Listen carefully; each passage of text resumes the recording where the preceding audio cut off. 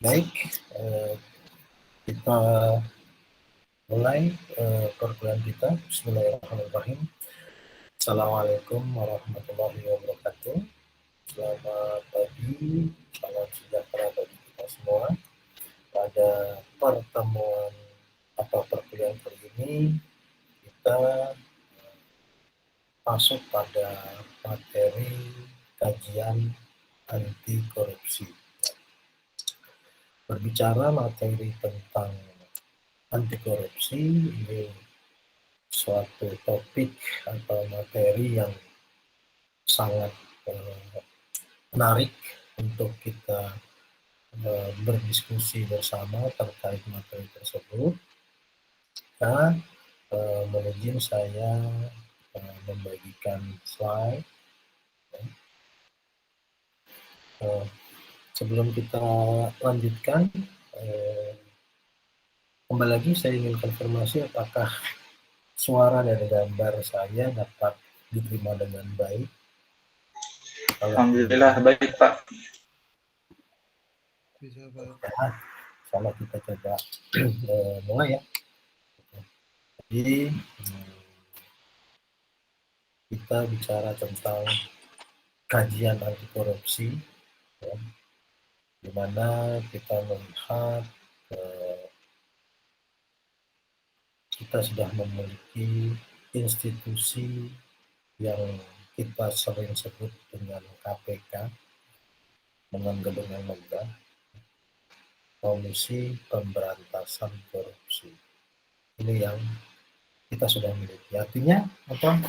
Kita sudah memiliki alat untuk memberantas korupsi. Pertanyaannya adalah, perlukah korupsi itu diberantas sebenarnya? Kan itu sebuah pertanyaan dalam diri kita ya. Perlukah korupsi diberantas? Kenapa terjadi korupsi? Ini kan sebuah pertanyaan-pertanyaan yang harus kita jawab dalam hati kita, hati nurani kita. Ya. Di sini Indonesia akan lebih baik tanpa korupsi, atau malah sebaliknya. Kita harus buktikan.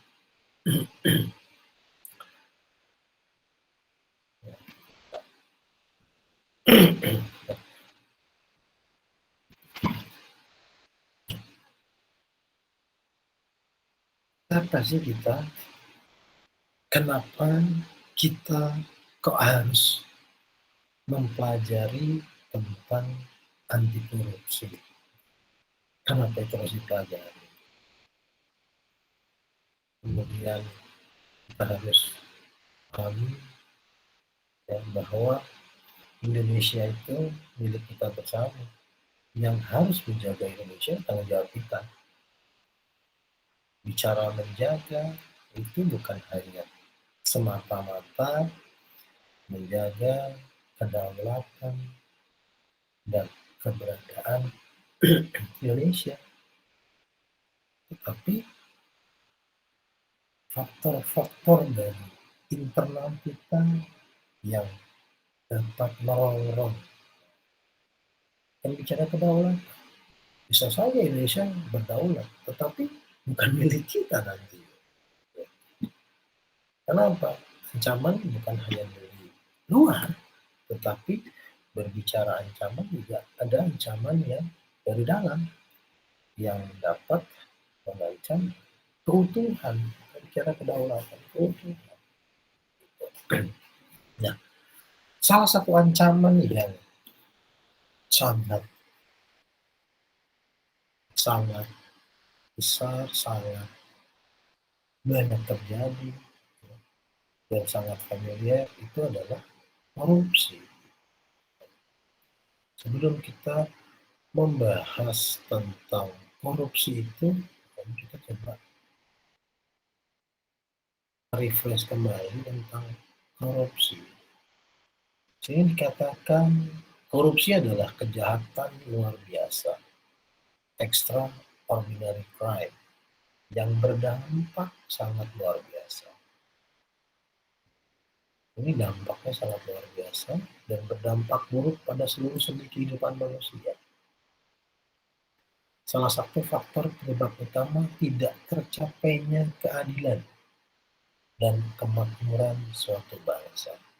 Padahal kita di sila kelima ya, dari tujuan Indonesia yang tercantum atau diamanahkan oleh Pancasila bahwa keadilan sosial bagi seluruh rakyat Indonesia.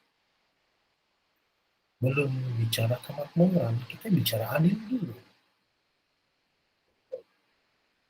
Ketika adil sosial ya kan, terwujudnya keadilan sosial bagi seluruh rakyat Indonesia, insya Allah setelah ada keberadilan, insya Allah dengan sendirinya adanya kemakmuran itu akan terwujud.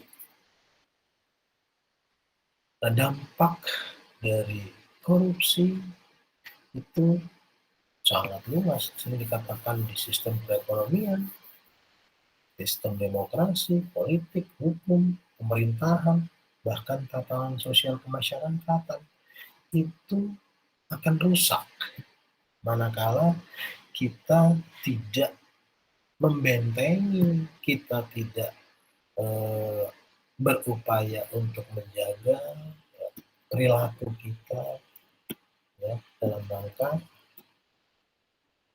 memerangi korupsi. Karena bicara korupsi itu bicara perilaku. Kita juga akan mendapatkan martabat yang rendah karena dicap menjadi negara yang korup. Nah, di sini kita coba samakan persepsi bahwa korupsi itu sebagai musuh bersama, bukan yang harus kita perangi, bukan berarti kita malah menjadi pemain dalam kegiatan korupsi tersebut. Hanya karena kepentingan pribadi tanpa mau melewati proses. Kebanyakan yang korupsi itu kan orang yang tidak mau berproses, pengen memperkaya pribadi masing-masing dengan instan, dengan cepat,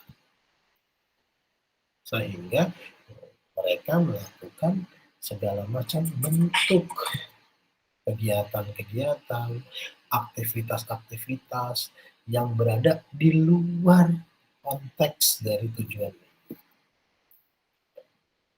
Sehingga kegiatan-kegiatan yang di luar konteks itu hanya memikirkan bagaimana ini tujuan ini goal tanpa memikirkan aspek-aspek secara alamiah dan berproses.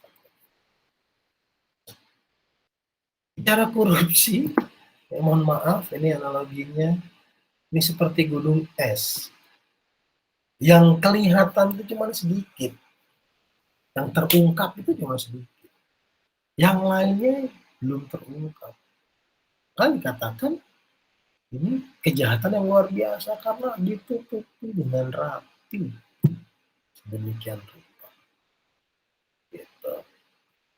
Maka hati-hati kita kalau melihat sebuah kasus korupsi yang ada di negara kita, ya yang terungkap itu baru sekian persen. Itu dan itu fakta. Ya. Ketika seorang PNS atau penyelenggara negara menerima gratifikasi, kebebasannya sedang di penjara, berhutang budi. Kita juga hati-hati memberikan gratifikasi itu niatnya memang memberikan untuk mendapatkan amal kebaikan atau mengharapkan balas budi. Nah ini kan yang kita harus sama-sama pahami bersama, bicara kontekstual korupsi seperti apa. Begitu. Ketika antara penyuap dan yang disuap itu sama-sama ikhlas, apa gitu dikatakan korupsi? Kan sama-sama ikhlas. Ini harus diperlukan sudut pandang yang sama. Kita tidak bisa mensekat-sekatkan antara memberikan secara ikhlas dan gratifikasi. Yang tahu hanya hati, tentu, dan itu tidak bisa diungkapkan dan tidak bisa dinilai dengan atribut dan indikator kejujuran. Menurut Plato mengatakan bahwa para pelayan bangsa harus memberikan pelayanan mereka tanpa menerima hadiah-hadiah.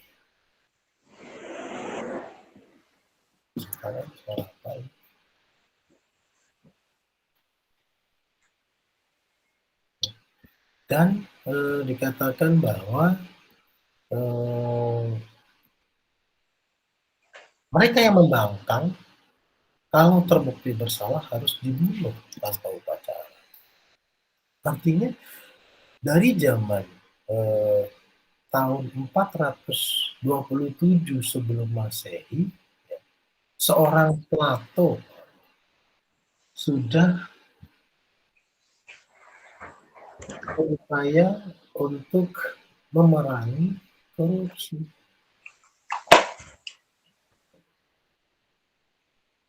Ya, memerangi korupsi dan mengatakan bahwa kalau terbukti bersalah, ya, harus dibunuh tanpa upacara.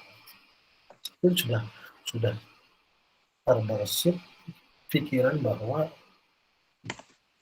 perilaku korupsi itu perilaku yang tidak pantas gitu, bagi pelayan negara. Bicara terminologi korupsi, ya, korup itu busuk, palsu, suap. Ya. Ini dari KBBI. Kemudian dari kamus hukum juga dapat diartikan korup adalah suka menerima uang sogok, menyelewengkan uang dan barang milik perusahaan atau negara, menerima uang dengan menggunakan jabatan untuk kepentingan pribadi. Kebejatan, ketidakjujuran, tidak bermoral, penyimpangan dari kesucian. Dan ini dikatakan korup. Kadang-kadang kita bicara entertain. Nah, itu apakah kita mengentertain klien atau siapapun itu menerima uang dengan menggunakan jabatan untuk kepentingan pribadi sudah termasuk ranah korupsi. Hati-hati kita bicara, saya mau mengentertain klien. Artinya yang ingin kita entertain itu ada jabatannya sebagai klien. Misalkan dia sebagai manajer purchasing. Gitu loh. Yang dia entertain nggak mungkin orangnya, tapi si jabatannya. Misalkan si A, kita entertain. Si A ini dia entertain karena memang secara individu ingin membangun silaturahim dengan si A, atau karena jabatannya sebagai manajer. Nah, itu harus kita definisikan dengan jelas. Dan apakah kalau si A ini bukan manajer, kita akan mau mengentertain? Ini yang menarik manakala kita selalu berbicara entertain, sederhana. Entertain klien. Nah, itu dapat dikatakan dalam kategori korupsi. Kenapa? Ini kita si individu itu datang bukan karena individu, tapi karena jabatan. Apakah itu milik negara atau perusahaan? Saya mengajak si A untuk buka puasa bersama. Persoalannya si A itu sebagai si A secara individu atau si A sebagai kepala dinas. Sama-sama saya memberikan entertain buka puasa bersama. Nah, ini yang kita harus pahami. Terkadang kita malah merasa bangga, oh saya harus buka puasa dengan para pejabat harus hadir supaya saya mendapatkan tender. Nah, itu sudah bagian kecil. Tujuannya sudah berbeda. Ya.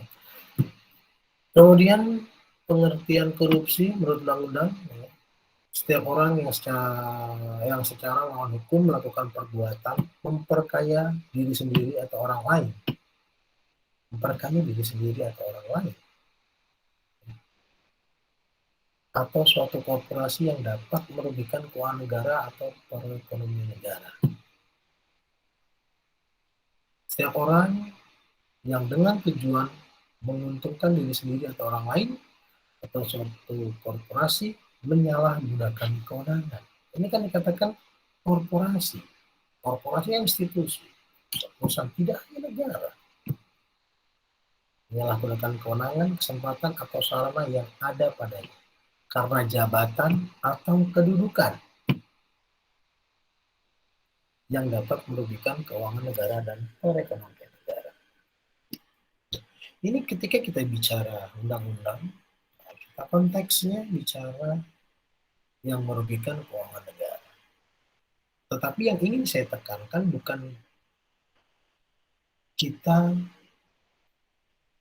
menghadapi korupsi, menyikapi korupsi bukan hanya merugikan keuangan negara, tetapi keuangan institusi atau korporasi. Artinya berbicara kesempatan menguntungkan diri sendiri atau orang lain bukan hanya untuk ASN, tetapi untuk semua warga negara. Ya, kalau seperti ini kan dikatakan ya bicara yang korupsi itu hanya ASN, Pak. Itu enggak. Mari kita budayakan anti korupsi bukan hanya di ASN, tapi di seluruh sendi.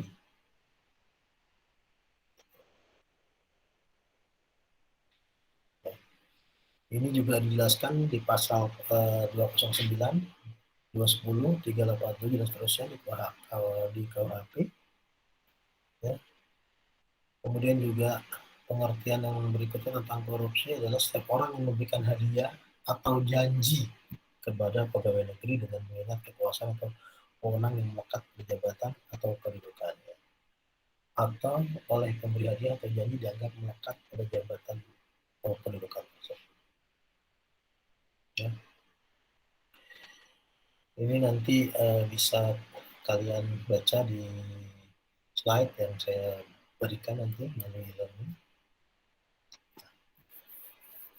Yang dapat dijerat hukum, merugikan keuangan negara, perbuatan suap menyuap, perbuatan penggelapan dalam jabatan, perbuatan pemerasan, perbuatan curang, benturan kepentingan dalam pengadaan, gratifikasi, imbalan dan insentif. Ya. Yang pertama dikatakan merugikan keuangan negara dengan definisi bahwa setiap orang yang secara melawan hukum melakukan perbuatan memperkaya diri sendiri atau orang lain atau suatu korporasi yang dapat merugikan keuangan negara atau perekonomian negara.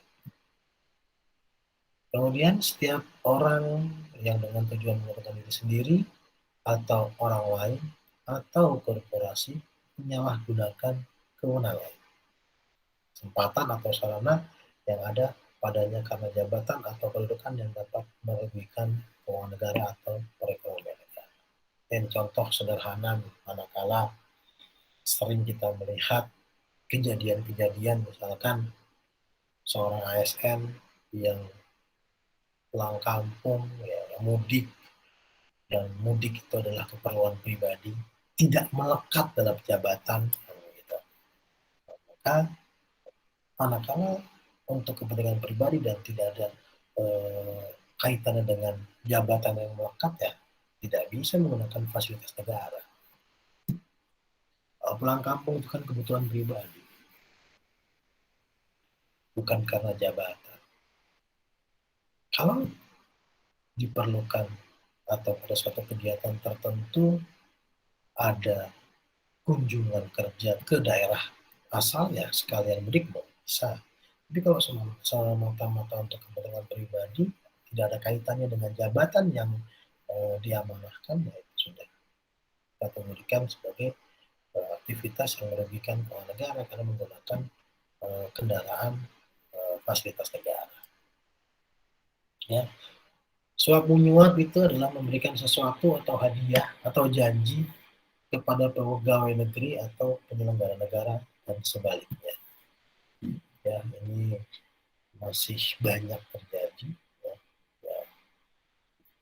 Walaupun kita sudah memperbaiki sistem administrasi secara online dan transparan, tapi pada prakteknya juga masih sering terjadi.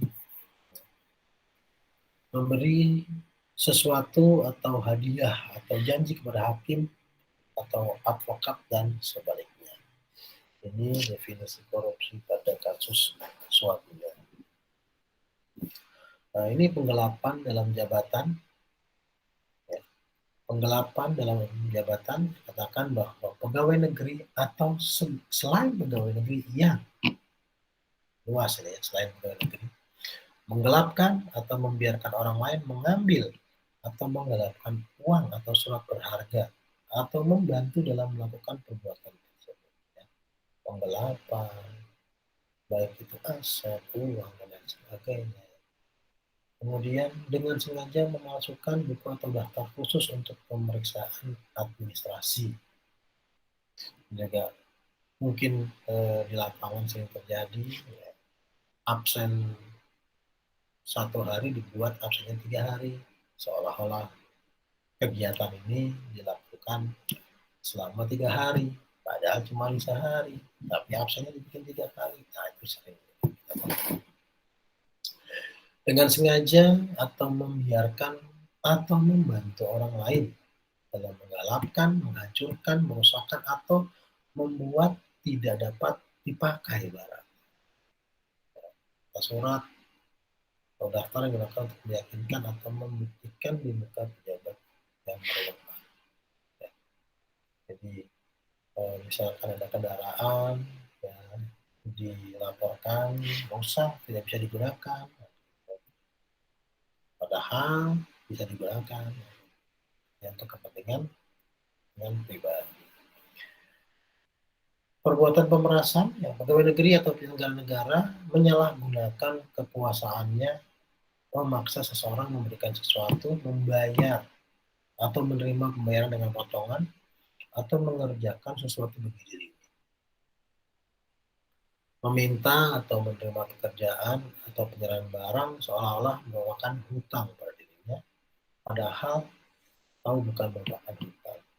Dan meminta, menerima, memotong pembayaran kepada pegawai negeri atau penyelenggara lain atau kepada kas umum seolah-olah merupakan hutang kepada dirinya. Ya. Kadang-kadang misalkan ada ASN yang nitip absen, begitu. Mereka laporannya dikerjakan oleh bawahannya, padahal dia tidak melakukan pekerjaan itu, atau dengan kewenangan jabatannya dibuat seolah-olah adanya setoran dan lain sebagainya. Ini yang terjadi ya. Perbuatan curang, ya, kebohongan, alih bangunan, atau penjualan bangunan melakukan perbuatan curang. Ya. Ketika membangun jalan yang harusnya besinya ada 5, dipasang 3, kan gitu loh. Kemudian mengaspal jalan yang harusnya ketebalannya 30 cm, ini hanya dibangun ketebalannya 15 cm. Gimana tidak hancur? Gitu. Nah ini siapa yang mengontrol?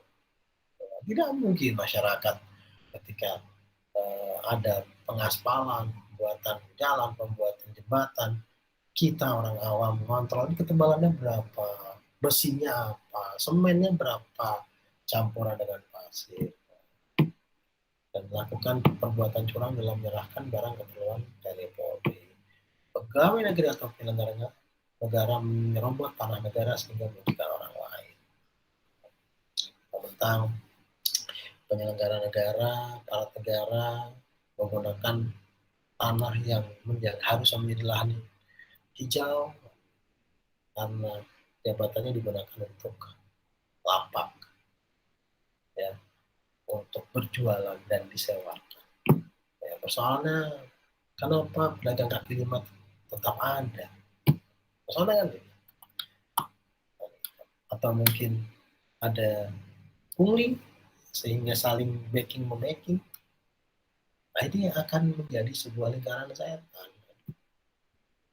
Ditertibkan, tetapi aparatnya membuat peluang. Oh, udah nggak apa-apa, gampang. Nanti kalau ada sidak saja, baru dirapikan.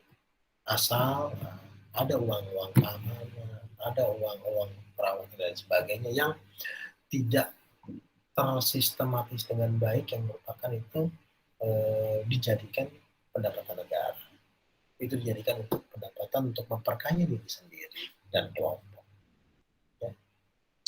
Kemudian benturan kepentingan dalam pengadaan pegawai negeri atau penyelenggara negara langsung atau tidak langsung pada saat ditugaskan untuk mengurus, mengatasi, mengawasi, terus serta dalam memborong pengadaan atau persewaan. Ya, kadang-kadang seorang ASN memiliki side job untuk pengadaan barang. Ya dulu masih namanya sendiri, sekarang pakai nama ponakannya, pakai nama adiknya, saudaranya. Manakala itu bisa profesional tidak masalah. Tapi manakala benturan kepentingan ini terjadi, dia memberikan tender pengadaan barang itu kepada saudaranya atau kerabatnya karena kepentingan pribadi, nah ini sudah melanggar. Ya, ini tadi gratifikasi. Pegawai negeri atau penyelenggara negara menerima gratifikasi yang berhubungan dengan jabatan yang berlawanan dengan kewajiban atau tugasnya dan tidak melaporkan ke KPK dalam waktu 30 hari sejak diterimanya gratifikasi. Saya izin memberikan respon apakah gambar dan suara saya masih diterima dengan baik. Masih Pak, alhamdulillah. Bisa Pak. Lah ya, tidak ngantuk ya. Gitu. Sudah tidak puasa nih ya, tapi masih ngantuk, ini berarti bukan karena puasanya ini. Nah, banyakkan makan kue lebaran ini ya. Kita lanjutkan lagi ya.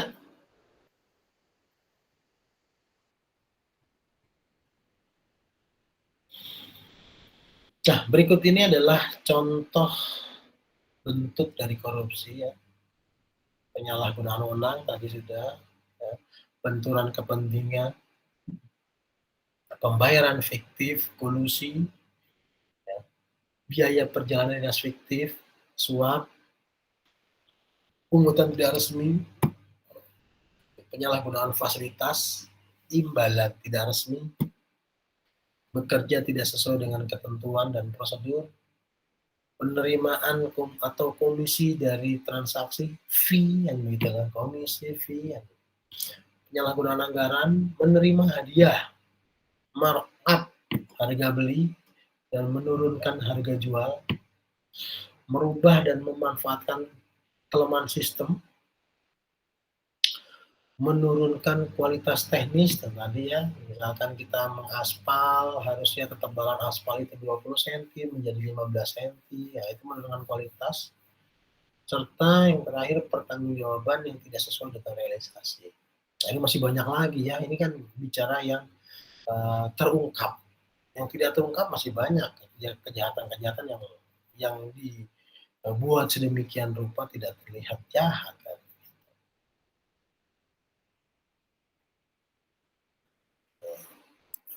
Kemudian kita bicara tentang pemberantasan korupsi. Nah,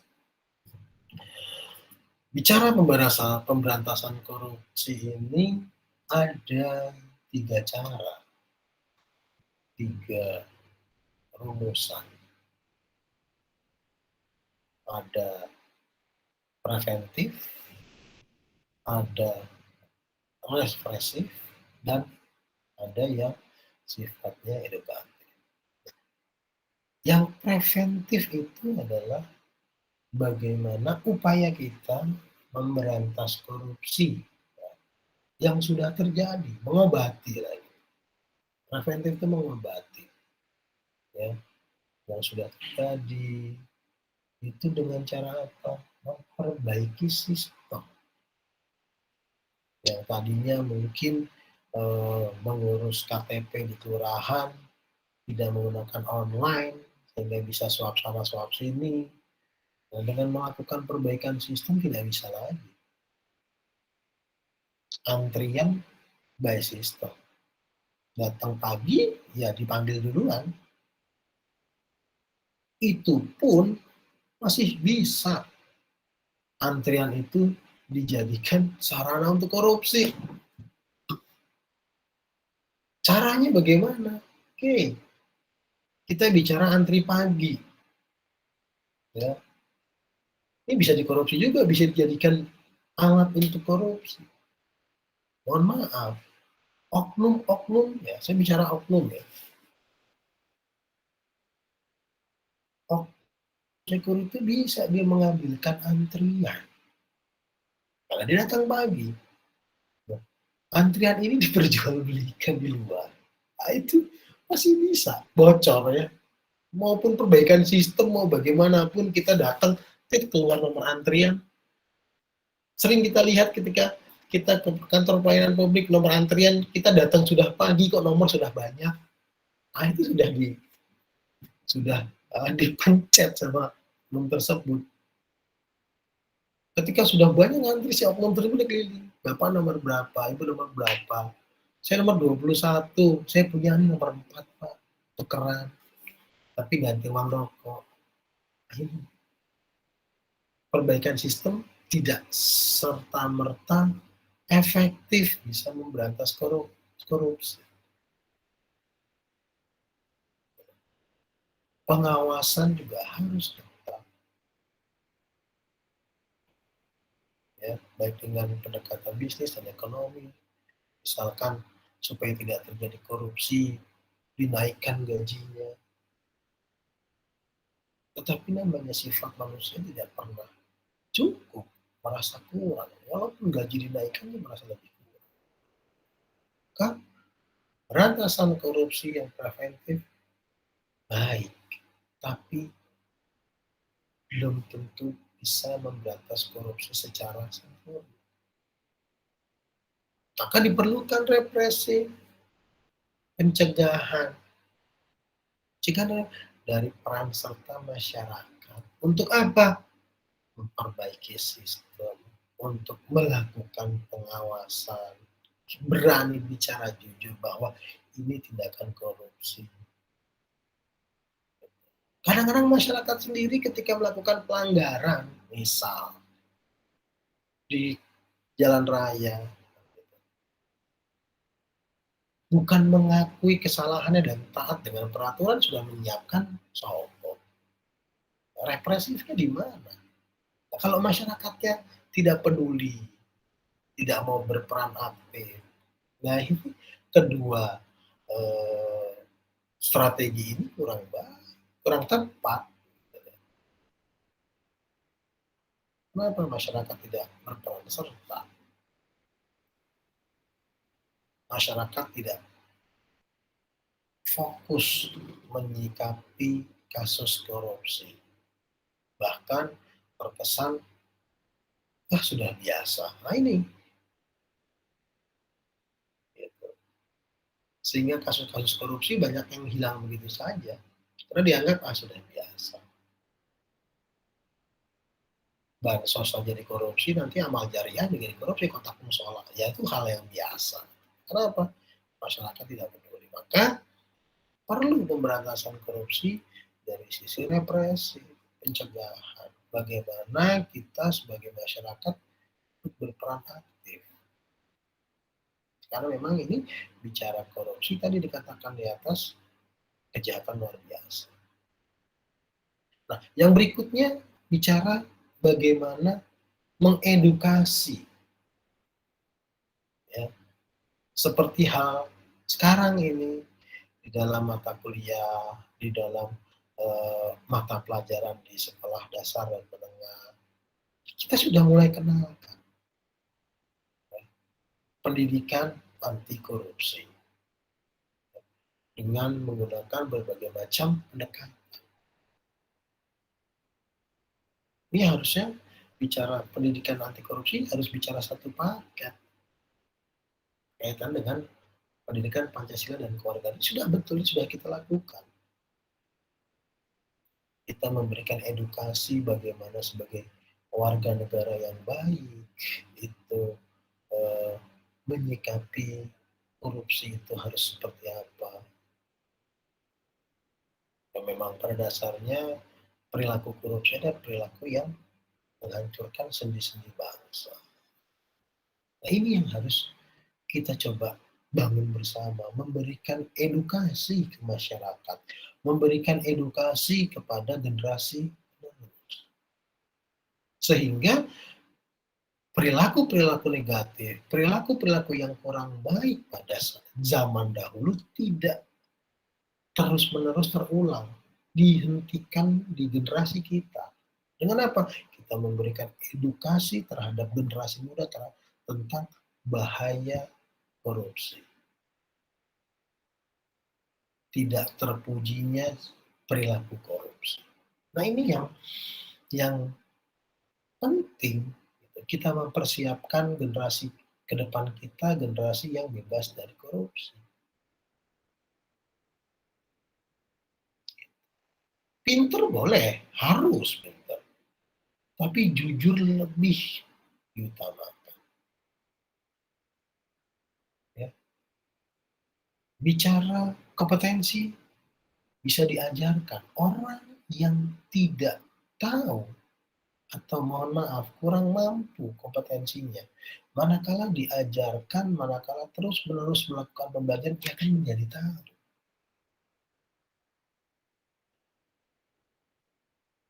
Tapi manakala perilaku tidak jujur, bagaimana kita merubah? Orang yang sudah tertanam memiliki perilaku yang tidak jujur, kita merubah untuk menjadi jujur. Lebih sulit. Anda memiliki teman kerja satu tim, ya, itu lebih memilih mana? Punya teman, mohon maaf ya, yang bodoh tapi jujur, atau yang pinter tapi tidak jujur? Kan banyak sekali kita sekarang menekankan pendidikan karakter. Karena yang diperlukan adalah karakter, kejujuran, ya, kegigihan, tangguhan, ulet, itu karakter semua. Memiliki budi pekerti yang mumpuni. Tapi kalau kepintaran bisa dipelajari. Setiap hari dijejelin pendidikan-pendidikan akademik, ya bisa. Tapi bagaimana kita membentuk karakter? Itu kaitannya dengan nanti mengedukasi masyarakat. Nah, mohon maaf ini ada anekdot ya, bahwa manakala wanita-wanita ini tidak termakan dengan gaya hidup, maka tidak akan memaksa suami-suaminya untuk melakukan korupsi. Ini manakala kita ada gerakan seperti ini luar biasa. Gerakan moral anti korupsi. Dan itu bicara gerakan moral ya hanya individu tersebut dan Tuhan yang bisa mengevaluasi. Kita nggak tahu. Tadi kejujuran itu. Ya. Mengapa perlu pencegahan korupsi?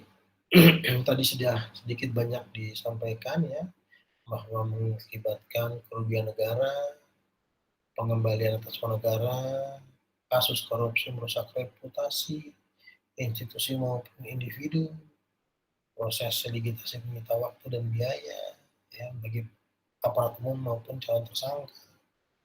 Kalau berapa persen kasus-kasus korupsi? Sangat banyak. Itu kan menyita waktu dan biaya. Persidangan korupsi itu perlu biaya. Aparat hukum kita banyak pekerjaannya, bukan hanya untuk mencari korupsi saja. Ancaman eksternal kita luar biasa. Bicara ancaman kedaulatan, ancaman perekonomian, ancaman narkoba, psikotropika, itu lebih luar biasa. Tapi karena kita di internal, kasus-kasus korupsi banyak, aparat hukumnya fokus ke situ. Jadi ancaman dari luar itu kita tidak antisipasi. Karena ancaman dari dalam saja sudah menggerogoti. Ibarat tubuh ini, penyakit di dalamnya itu banyak. Jadi stamina tubuh ini hanya digunakan untuk mengcounter penyakit-penyakit yang datang dari dalam. Sementara ancaman virus di luar biasa. Gitu. Perlunya pertahanan dan keamanan kita untuk melindungi kedaulatan itu luar biasa. Perlunya kekuatan kita untuk menyikapi kondisi COVID-19 itu luar biasa. Ditambah lagi internal bansosnya seperti itu, kan begitu. Gitu. Dan manakala kejadian korupsi tidak diberikan peluang untuk diungkap, maka ini akan menjadikan sebuah permakluman untuk kegiatan-kegiatan korupsi yang lebih besar di masa yang akan datang. Ya, oke, tadi perlu peran serta aktif masyarakat dalam mengungkap kasus-kasus korupsi. Nah, penyebab korupsi ada 3 aspek. Ya. Yang pertama, aspek institusi atau administrasi. Hal ini disebabkan oleh kurangnya keteladanan dari pimpinan. Pimpinannya sudah korupsi, ya, melanjutkan tradisi yang dulu. Kalau yang dulu korupsinya terang-terangan, sekarang lebih hati-hati. Intinya tetap korupsi. Kemudian sistem akuntabilitas kurang memadai. Ya, akses publiknya kurang, laporannya tidak dibuat laporan secara publik. Sistem pengendalian manajemen lemah. Ya. Tidak adanya SOP, standar-standar operasional prosedur. Ya. Dan ya, kurangnya keterbukaan informasi dan seterusnya. Ini penyebab korupsi dari sisi institusi, administrasi, sistemnya. Kita harus perbaiki itu. Kemudian dari aspek individu, selalu dikatakan penghasilan kurang memadai. Saya sering mengatakan bukan bicara kurang memadai, tetapi kategori gaya hidup kita yang tidak menyesuaikan dengan rezeki yang diberikan Tuhan kepada kita. Udah tahu, Tuhan memberikan rezeki kita dengan gaji 5 juta. Tapi gaya hidup kita 10 juta. Maka kita selalu beranggapan penghasilan kurang memadai. Gaya hidup kita.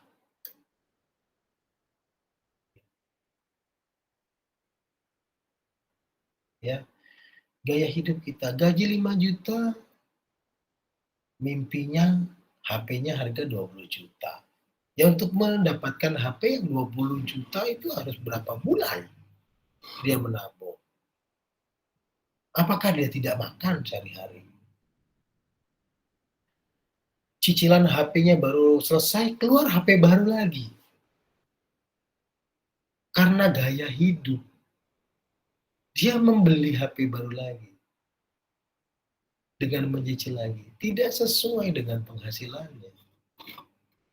Bukan bicara kurang memadai, Tetapi kita kurang pandai menyesuaikan rezeki yang diberikan oleh Tuhan dengan gaya hidup kita. Ya.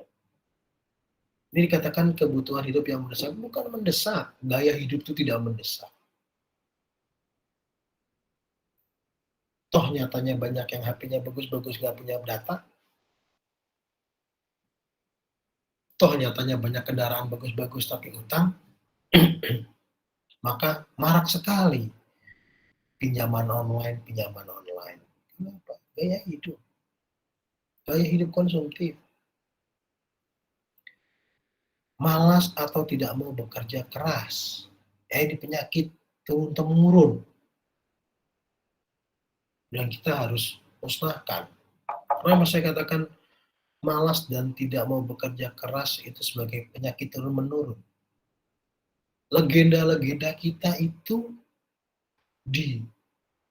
diceritakan, kalau kita boleh melihat, ya mohon maaf ya dari aspek framing saya, itu menciptakan budaya malas dan tidak mau bekerja keras. Buktinya apa? Cerita mitos kita, ya, seperti Bandung Bondowoso, seperti Sangkuriang, dan lain sebagainya. Bandung Bondowoso menciptakan Candi Borobudur dalam waktu semalam. Itu kan sebuah mitos yang tidak mungkin. Hanya mengandalkan keajaiban. Sehingga apa? Kita malas bekerja.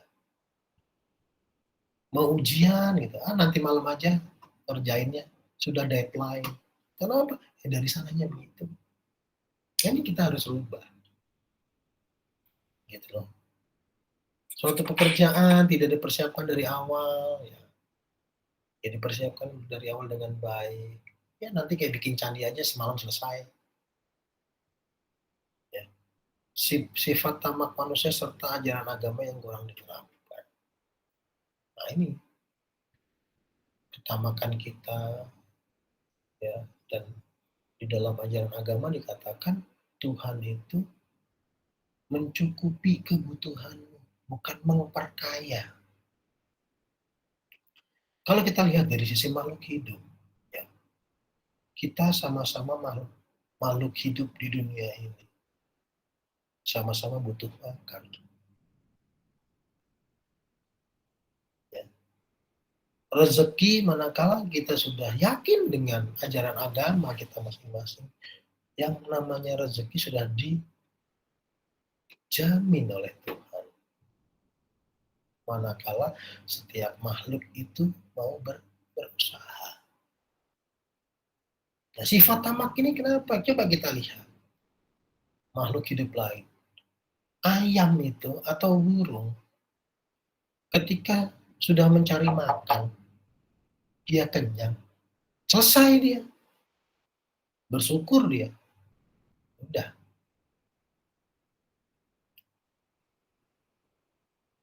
Tapi kita manusia, sudah punya mobil satu, tidak bersyukur. Ingin memiliki mobil berikutnya. Gitu loh. Keperluannya apa? Tidak sesuai dengan keperluan, tetapi menyesuaikan dengan gaya hidup, dengan kemauan. Gitu. Itu mengakibatkan sifat tamak pada manusia.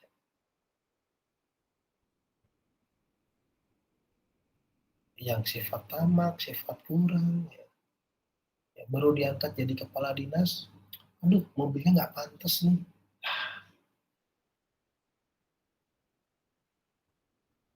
Baru diangkat jadi asisten ahli, tenaga ahli, waduh kayaknya rumah kita nggak pantas deh. Pak, mosok di kampung di ganggang, Papa kan tenaga staf ahli. Nah ini sifat tamak, aspek individu. Ditambah ajaran agama, tidak bersyukur.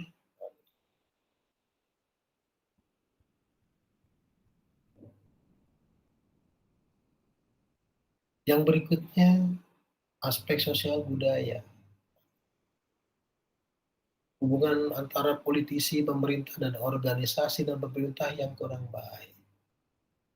Politisi menjalankan aktivitas partainya, mencari cara agar keberlangsungan partainya yang membutuhkan keuangan itu dapat berjalan dengan baik.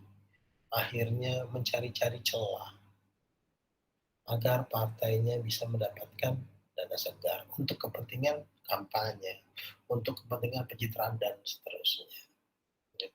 Kemudian pemerintah dan organisasi non pemerintah sudah mulai terbiasa kita membiarkan adanya kolusi, begitu, pengadaan barang, begitu, yang tadi dijelaskan di atas, ada downgrade dan sebagainya.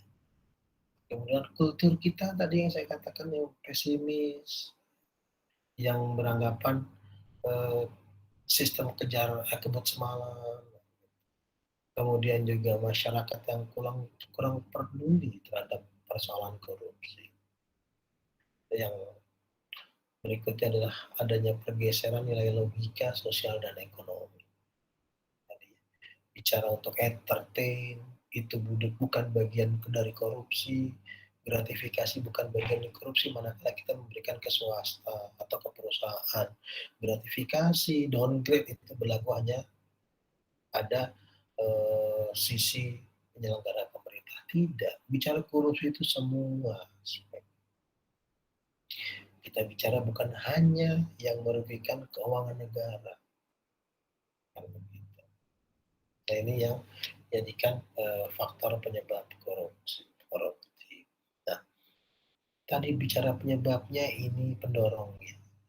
Tadi bicara adanya kesempatan, ya saya sudah menjadi kepala dinas, saya sudah menjadi kepala seksi, saya sudah menjadi manajer, itu ada kesempatan. Ditambah lagi tekanan dari individu.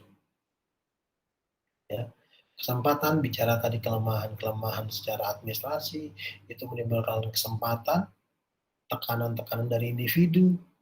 Ya. Waduh, masa sudah jadi pejabat jam tangannya masih yang biasa sih, gitu. Atau handphonenya masih yang biasa sih, atau parfumnya masih yang biasa. Nah, itu tekanan-tekanan dari individu. Apalagi pembenaran, Bapak kan pejabat, Bapak harus menyesuaikan dong penampilan dengan pejabat. Masa pejabat sederhana, itu pembenaran dari sosial budaya. Ini yang mendorong korupsi marak. Nah, kondisi seperti ini kita sebagai mahasiswa, sebagai orang-orang terdidik harus memberikan edukasi, bukan justru malah ini dijadikan kesempatan kita menjadi pemain, player dalam korupsi. Harus kita putus, kita perbaiki, kita coba untuk bangun dan mengedukasi generasi-generasi ke depan, generasi-generasi yang anti korupsi, generasi-generasi yang amanah. Nah, berikut ini adalah dampak korupsi, ya. Menurut Suyono Karni, rusaknya sistem tatanan masyarakat pasti, ekonomi biaya tinggi, ini kita tidak rasakan. Kenapa biaya hidup kita semakin tinggi? Bagian dari dampak korupsi, kita tidak ada. Kenapa inflasi selalu naik? Munculnya berbagai masalah sosial di Indonesia, di masyarakat. Betul. Ketika dia tidak berpikir sebuah proses, ada usaha, ada proses, ada hasil, ada jatuh bangun, ya gampang lah korupsi dengan begitu aja. Kerja sedikit maunya kelihatan, gitu. Dampaknya memberikan penderitaan kepada masyarakat. Baik di semua sektor, ya, ekonomi, administrasi, politik, hukum. Nah, yang lebih bahaya adalah menimbulkan sikap frustasi dan ketidakpercayaan terhadap pemerintah yang berdampak kontraproduktif pada pembangunan. Ya contoh, misalkan ada kita melihat beberapa waktu yang lalu gempa yang di daerah Sulawesi itu ya, ada beberapa masyarakat yang dia mencegat bantuan. Kenapa? Dia tidak bisa lagi menahan beban hidup. Apalagi yang terakhir, korupsi bansos. Lah ini luar biasa. Jangan sampai sikap frustasi menimbulkan ketidakpercayaan. Nah ini kita harus memberikan edukasi. Bukan hanya ke masyarakat ya, tapi ke penyelenggara negaranya.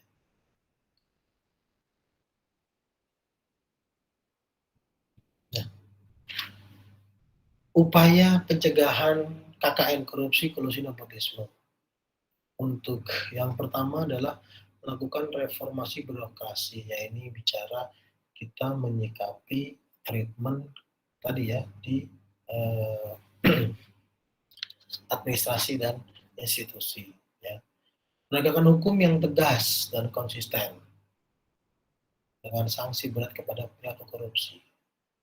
Ini kadang-kadang kita suka lupa, sering kali lupa, bahwa banyak sekali kasus-kasus korupsi kita tidak kawal dengan baik.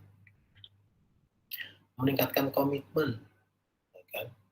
Kemudian menata kembali organisasi, menyempurnakan sistem tata laksana. Ya. Ini harus disiapkan kebijakannya, perencanaannya, sampai dengan SOP-nya dan pengawasannya.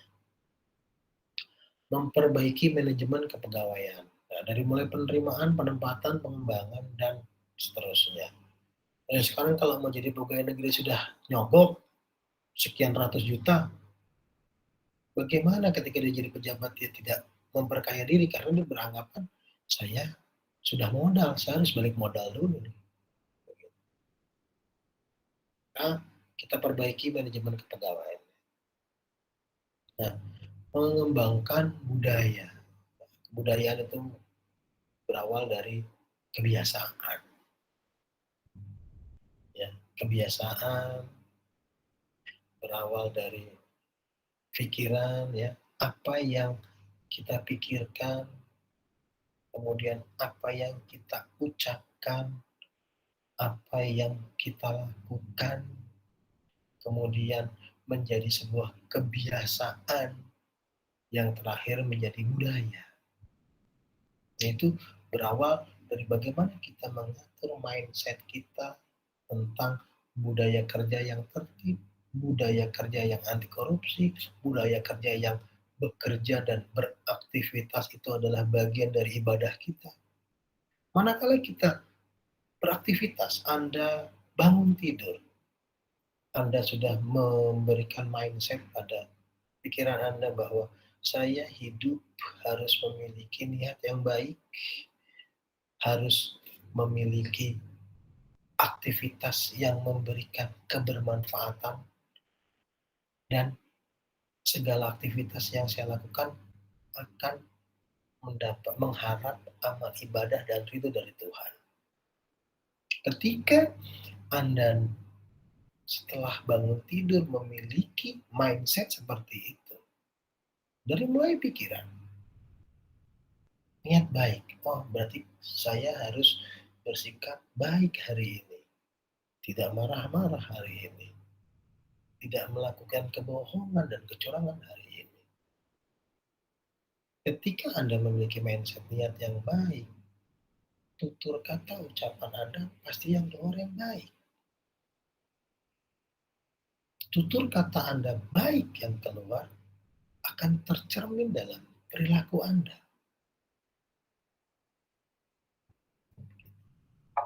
Perilaku yang baik ini dengan istiqomah, ya, berkomitmen Anda lakukan setiap saat. Setiap bangun pagi, saya harus lebih baik. Saya harus memiliki niat yang baik dalam setiap aktivitas saya. Dan itu berulang-ulang akan menjadi sebuah kebiasaan yang membentuk karakter yang akhirnya akan menjadi sebuah kebudayaan. Ini yang harus kita lakukan dalam rangka upaya mencegah bukan hanya KKN, bukan hanya korupsi, segala aspek hal-hal yang tercela. Karena kita sudah batasi framing kita saat bangun tidur, saya harus memiliki niat yang baik, memberikan kebermanfaatan bagi orang lain, dan seluruh aktivitas saya insya Allah mendapatkan dan menjadikan amal ibadah. Itu. Kemudian melakukan evaluasi. Ya, kalau sudah budaya kita baik, ya evaluasi akan berjalan dengan baik. Kan efektivitas pelaksanaan sistem pengendalian. Kalau kita sudah bicara jujur, nggak perlu dikendalikan karena sejatinya sikap dan perilaku kita itu nanti akan dihisab oleh Tuhan. Kalau dalam konteks agama ya, mana kita harus percaya dan jujur. Nggak akan korupsi karena apa? Nggak perlu pakai pengendalian dari manajemen. Ketika kita bangun tidur, mindset kita sudah bicara niat baik sampai bagaimana aktivitas kita mendapatkan amal kebaikan. Meningkatkan transparansi, akuntabilitas, dan pelayanan prima. Nah, ini bagian dari upaya ini dalam mencegah KKN. Nah, prinsipnya ya, memahami hal-hal yang menjadi penyebab korupsi. Pos-pos atau poin-poin aktivitas yang menjadi penyebab korupsi dihindari. Kemudian melakukan pencegahan, ya, dari mulai investigasi sampai dengan dan seterusnya sampai selesai. Kemudian tindakan diarahkan terhadap suatu kegiatan dari hulu ke hilir, dari mulai perencanaan sampai dengan kuratifnya atau evaluasi. Nah, ini upaya preventif mulai dari penerimaan pegawai, ya, peningkatan profesionalisme sampai mengembangkan kajian risiko dan fraud control. Investigasi, bagaimana mendeteksi, ya, menginvestigasi dan tindak lanjut. Kita hanya bisa mendeteksi dan menginvestigasi. Ketika ketahuan setelah investigasi menyebar kemana-mana, tidak ada tindak lanjut. Kemudian yang terakhir, edukatif. Bagaimana meningkatkan public awareness tentang korupsi, ya, memberikan edukasi, pengertian, pemahaman kepada semua pegawai. Bahaya korupsi, kemudian dampak negatifnya yang seperti kita lakukan pada mata kuliah ini. Dan tentunya pendidikan anti korupsi di tingkat pendidikan dasar dan menengah. Ya. Nah, ini ketika kita bicara intensitas korupsi, lebih efektif bagaimana kita melakukan treatment preventif dan edukatif. Ketika kita berikan pemahaman, kita berikan edukasi yang baik tentang anti korupsi, dan kita sudah mulai membentuk karakter yang baik, karakter yang memberikan kebermanfaatan, karakter yang setiap aktivitas dan perilakunya menghasilkan amal ibadah. Insyaallah ya. Nah, ini peran mahasiswa. Selain mengenal karakteristik korupsi, ya, ini pengenalan diri diperlukan untuk melakukan strategi yang efektif. Mahasiswa harus menyadari siapa dirinya, dari kekuatan dan kemampuan apa yang dimilikinya yang dapat digunakan untuk menghadapi peperangan terhadap korupsi. Yang paling mudah bagaimana kita mengedukasi ini. Ya, peran mahasiswa, kita sebagai mahasiswa, golongan terdidik dan terpelajar, harus berupaya menyesuaikan antara apa yang kita ucapkan dengan apa yang kita lakukan. Sebagai seorang golongan terdidik ya harus mencerminkan perilaku yang terpuji. Bukan karena kepintarannya, tapi untuk mengegolkan keinginan dan memperkaya diri sendiri. Tapi bagaimana dengan kepintarannya, bagaimana dengan bakatnya yang dimiliki bisa bermanfaat bagi orang lain. Bahkan apa yang dia milikinya menjadi amal ibadah buat dirinya.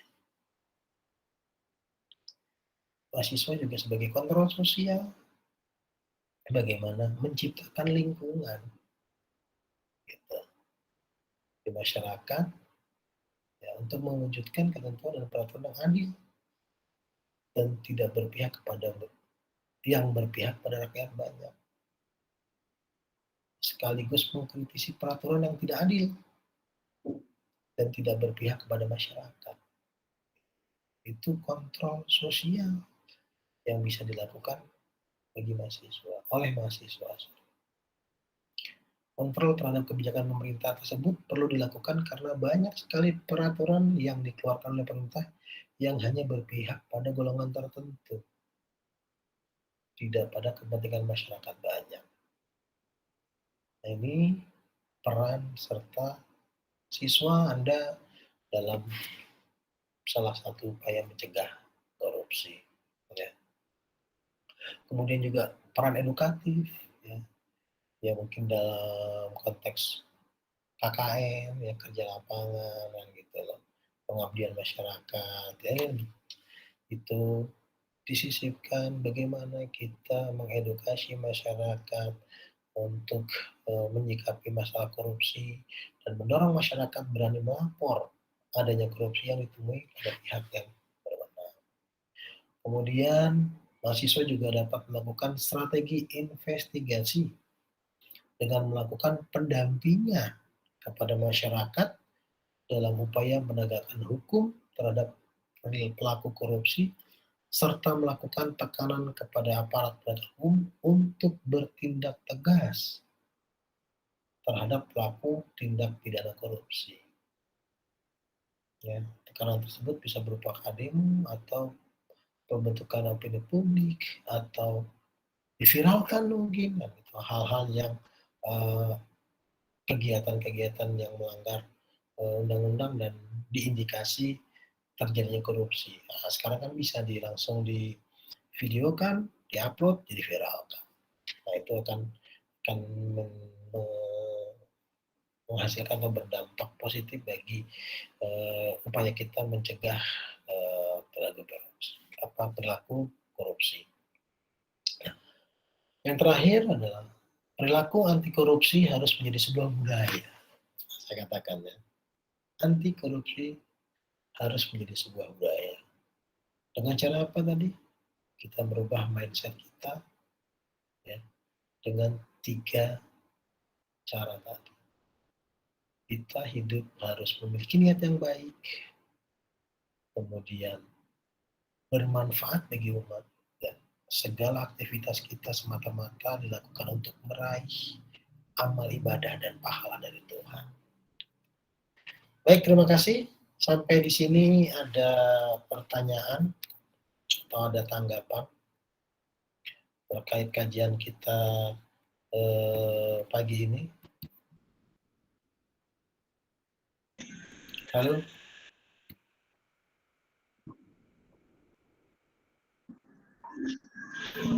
Halo. Hussein, alhamdulillah. Hussein, gimana kabar Hussein? Alhamdulillah Pak, baik, Masya Allah. Ya, silakan Hussein. Pak, kabar terakhir yang saya dengar itu ya, bahwa ada 75 orang ya penyidik KPK yang nggak lolos dari tes kebangsaan ya Pak itu ya. Iya. Kenapa sih hal itu bisa terjadi, dan juga ada banyak ya, katanya banyak kontroversi dalam soal-soal tes wawasan kebangsaan itu ya Pak. Nah, kenapa sih di Indonesia terjadi hal-hal seperti itu? Padahal itu KPK, padahal itu badan untuk mengatasi korupsi, tapi malah kayak seakan-akan pemerintah atau hal-hal itu ya melemahkan dari tugas KPK itu sendiri Pak.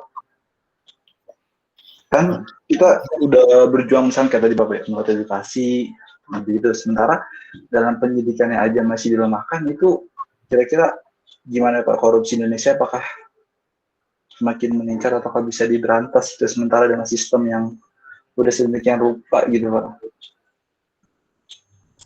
Baik. Ada yang lain? Baik. Kondisi atau fenomena yang terjadi pada akhir-akhir ini itu merupakan bentuk atau perilaku atau sikap dari manusia. Maka kita sebagai manusia itu diberikan segumpal darah ya, yang sering kita katakan hati nurani.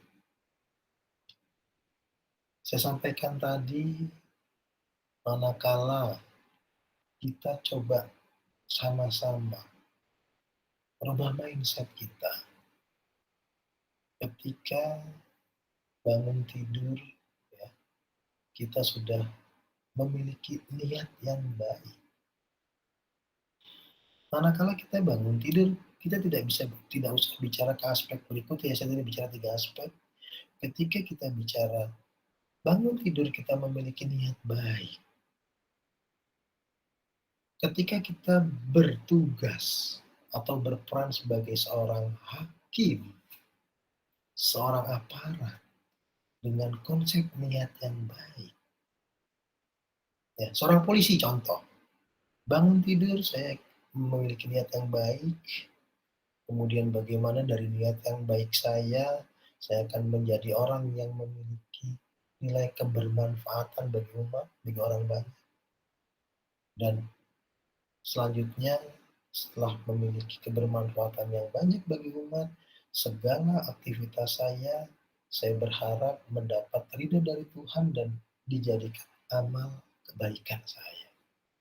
Umpama seorang aparat, contoh seorang polisi, dia melihat adanya pelanggaran. Yang pertama sekali memberikan edukasi atau langsung main tilang, atau langsung minta disogok seolah-olah, saya tilang biar disogok.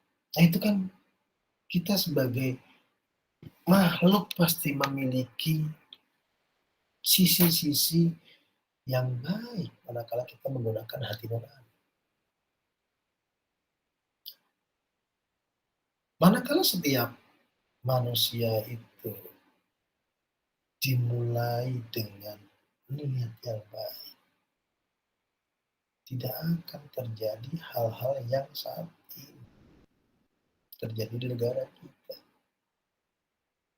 Karena kita bangun tidur, yang difikirkan adalah bagaimana konsumerisme saya, bagaimana gaya hidup saya, bangun tidur sudah bagaimana aktivitas saya dapat dinilai sebuah keberhasilan oleh orang lain. Tapi tidak bagaimana saya bermanfaat bagi orang lain. Sebaik-baiknya seorang manusia, seorang muslim adalah yang memberikan atau bermanfaat bagi umat, bukan memanfaatkan umat. Jadi manakala bermanfaat bagi umat, ya jadilah aparat yang memiliki kebermanfaatan, bukan memanfaatkan. Ini dibalik. Bagaimana saya sekarang menjadi aparat yang memanfaatkan umat, memanfaatkan jabatan. Ketika bicara memanfaatkan jabatan, sifat tamak akan muncul.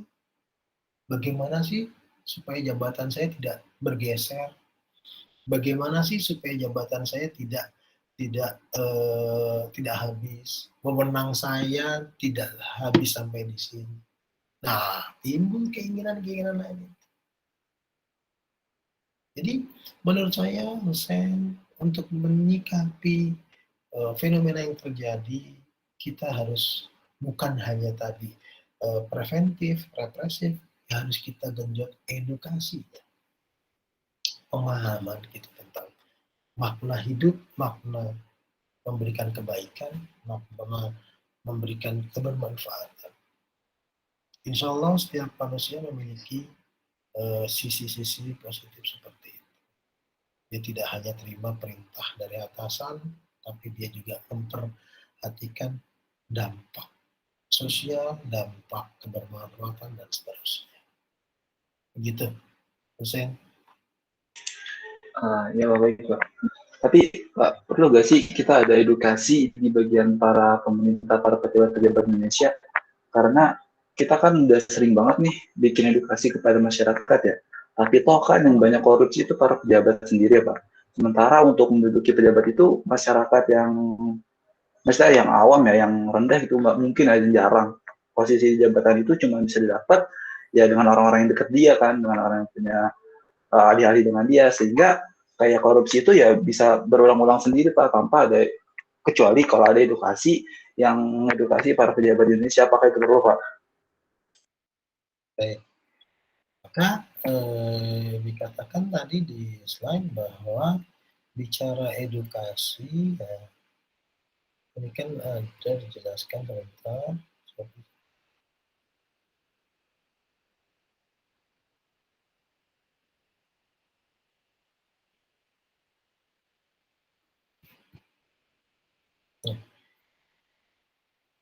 nah, di sini dikatakan ada berbagai macam upaya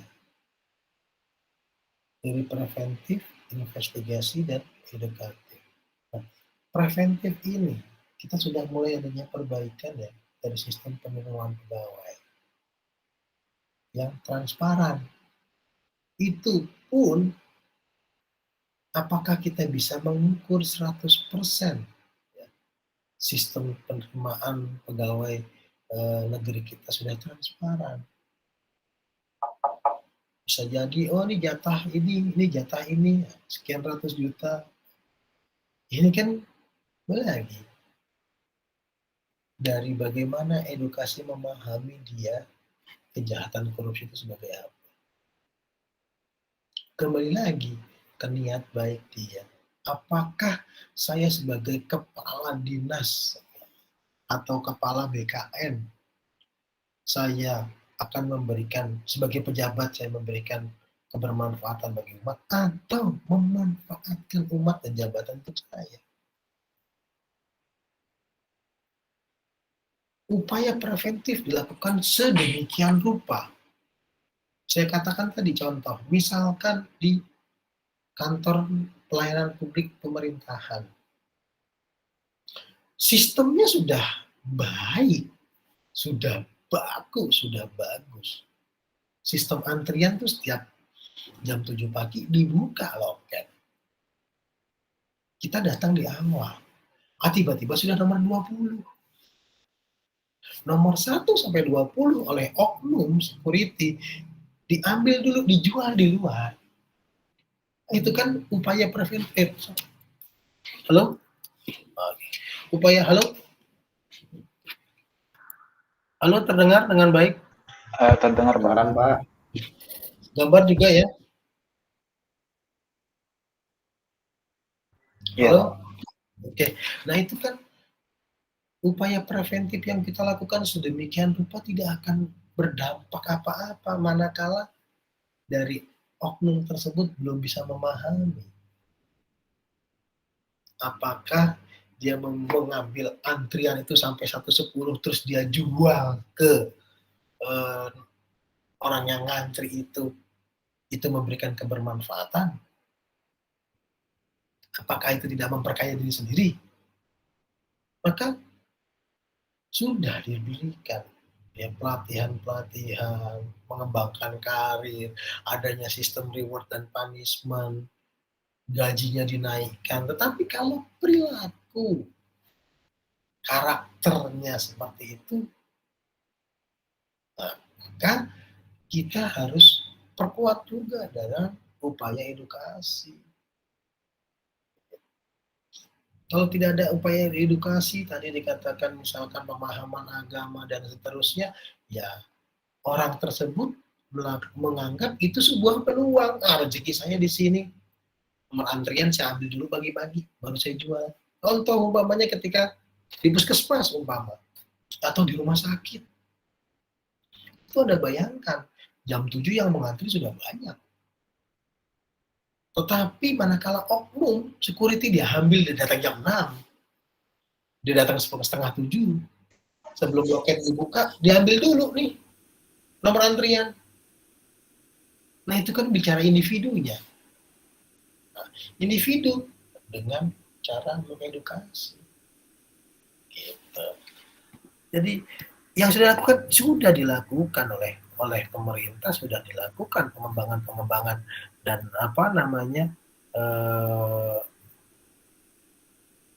sistem reward and punishment, begitu.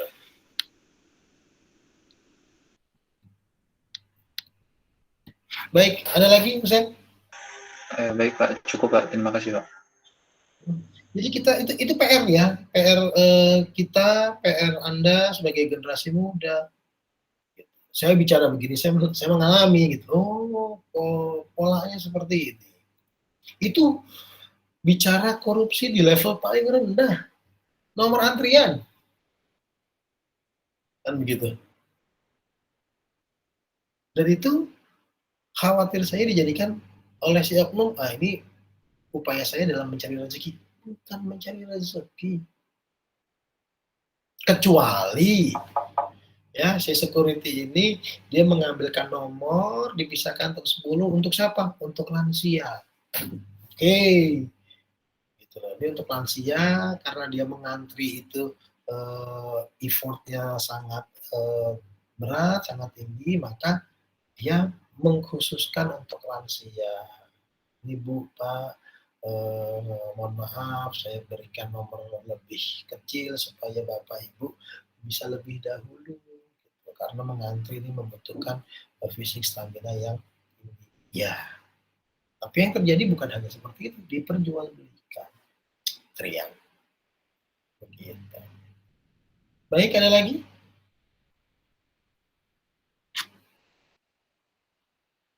Coba kita buka semua dulu kameranya. Ini 45 yang tidak hadir siapa ini? Baik, kalau tidak ada, saya akhiri mata kuliah materi kali ini. Kita jumpa minggu depan. Saya close perkuliahan kita. Saya hentikan rekaman, kemudian saya akan mengabsen. Gitu ya. Jadi saya harap seperti biasa Anda tidak mematikan kamera ketika saya absen dan merespon panggilan saya. Baik ya, saya tutup dulu ya.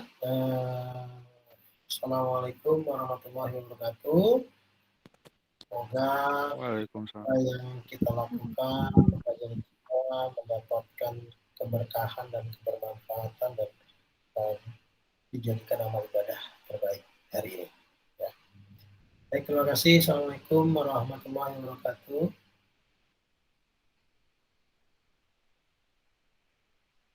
Waalaikumsalam warahmatullahi wabarakatuh. Waalaikumsalam. Saya absen ya.